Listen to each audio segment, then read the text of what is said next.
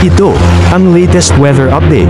Alamin ang pinakasariwang ulat panahon ngayon dito sa Information TV Educational Channel. Kasalukuyan, ang bagyong Ophel ay nasa East Philippine Sea pa rin at patuloy na kumikilos papalapit sa kalupaan, maaaring tumbukin muli ang Northern Luzon. Kasalukuyan, ang layo ng sentro ng bagyong Ophel o Typhoon Ophel ay nasa 475 kilometers east-northeast ng Virac, Catanduanes. Naging typhoon na ho siya, kaya ang lakas ng hangin malapit sa gitna nito ay umaabot na sa 120 kilometers per hour at ang pagbugso ay nasa 150 kilometers per hour. Napakabilis pala yun ang pagkilos ng bagyo o galaw nito, nasa 25 kilometers per hour.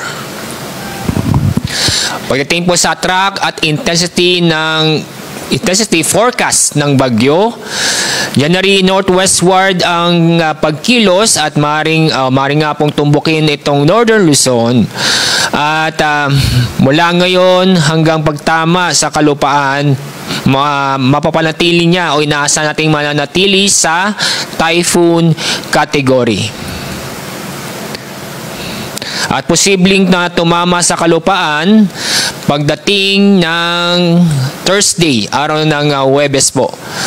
Yung base sa ating forecast track.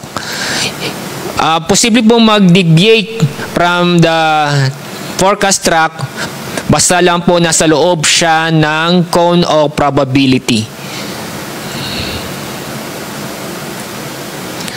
Narito po ang mga lugar na sa ilalim ng Tropical Cyclone Wind Signal number 1. Ang mga lugar po ay Cagayan kasama ang Babuyan Islands, northern at central portion ng Isabela, Apayao, eastern portion ng Kalinga, easternmost portion ng Mountain Province at easternmost portion ng Ifugao.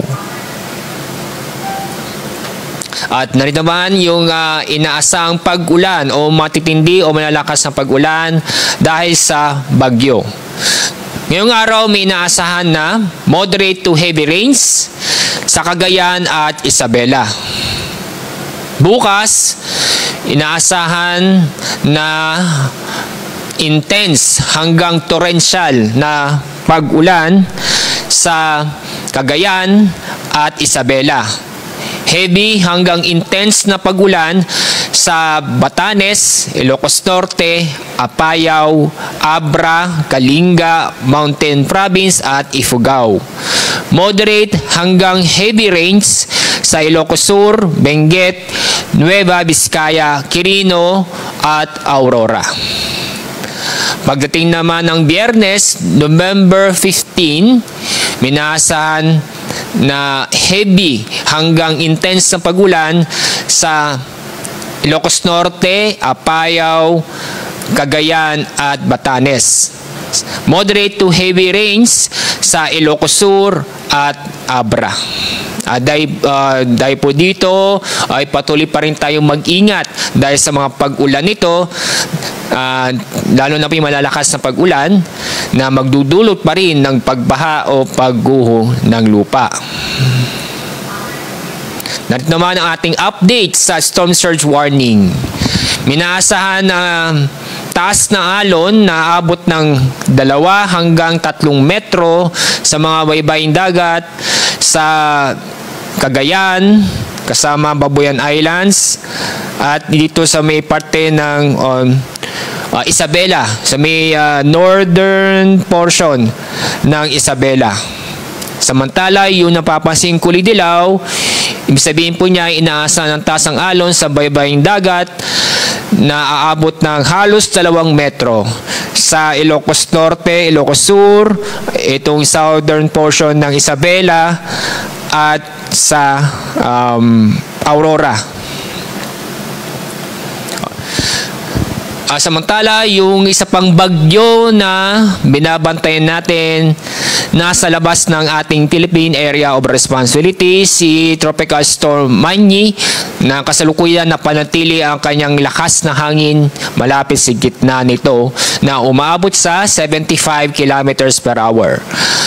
Napakalayo pa rin ang bagyong ito, nasa 2,210 kilometers silangan ng Visayas.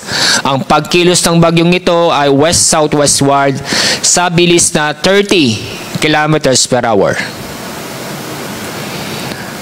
Dito naman sa track at intensity forecast ng bagyong Manny na inyong papansin, mula ngayon hanggang sa loob ng Philippine Area of Responsibility, inaasahan lalakas ang bagyo at maaaring umabot sa typhoon category. Base sa track nito, inaasahan sa araw ng Biyernes o Thursday ng gabi o Biyernes na umaga, nasa loob na ng Philippine Area of Responsibility. At inyong papansin, maaaring tumbukin muli ang Northern Luzon.